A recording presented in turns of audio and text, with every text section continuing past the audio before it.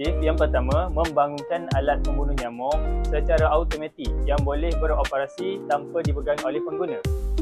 Selain itu, mengurangkan populasi nyamuk secara mesra alam tanpa penggunaan bahan kimia berbahaya.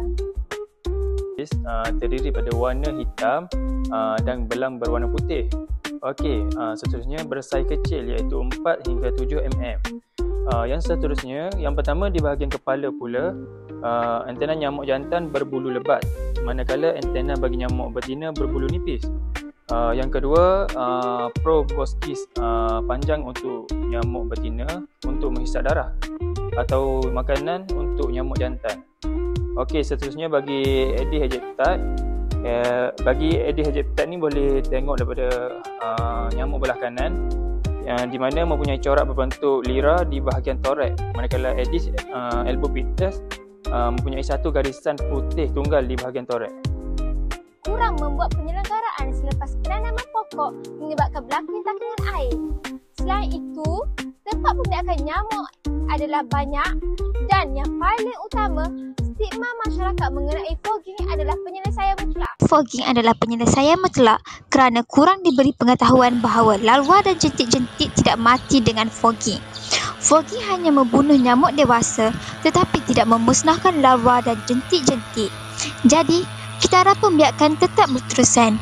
Stigma ini menyebabkan masyarakat bergantung kepada pihak berkuasa dan tidak bertanggungjawab dalam menjaga kebersihan persekitaran. Faktor utama yang menyebabkan sesuatu kawasan dikenal pasti sebagai kawasan berpotensi pembiakan nyamuk Aedes.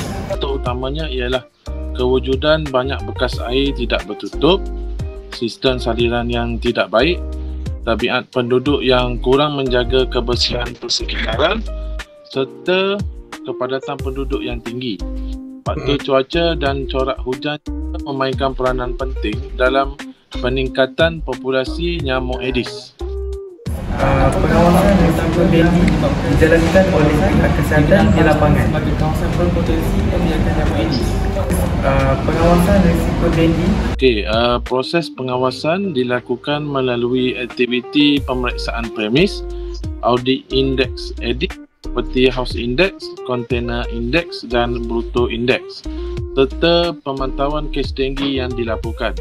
Data ini digunakan untuk mengenal pasti kawasan berisiko tinggi dan merancang tindakan kawalan seterusnya. Soalan saya terakhir, Encik Izzat. Apakah cabaran dihadapi oleh pasukan pengawasan dalam membentras pembiakan Aedes di komuniti?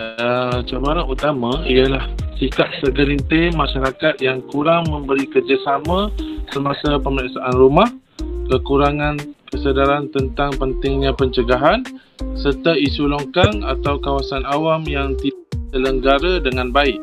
Kadang-kadang juga kekangan sumber tenaga dan masa menjadi faktor penghalang.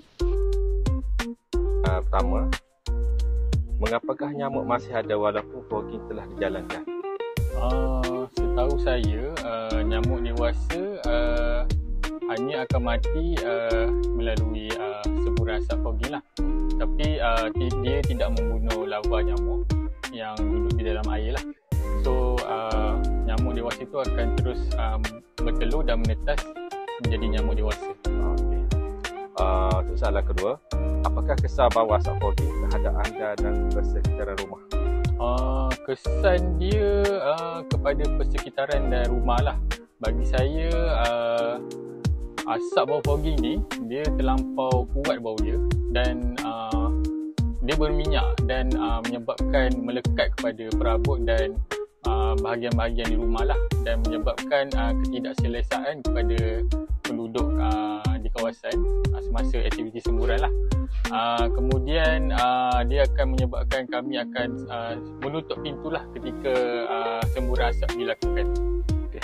Untuk soalan ketiga, mengapakah penduduk hanya menunggu tindakan pihak berkuasa dan tidak bertindak sendiri untuk mencegah pembiakan nyamuk?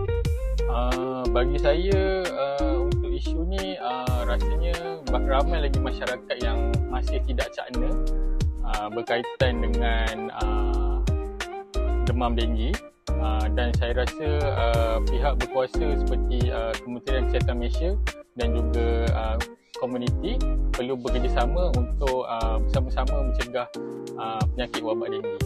Ingin mengucapkan ribuan terima kasih kepada semua pengajar subjek ERU atas bimbingan, tunjuk ajar dan ilmu yang dikongsikan sepanjang pembelajaran kami.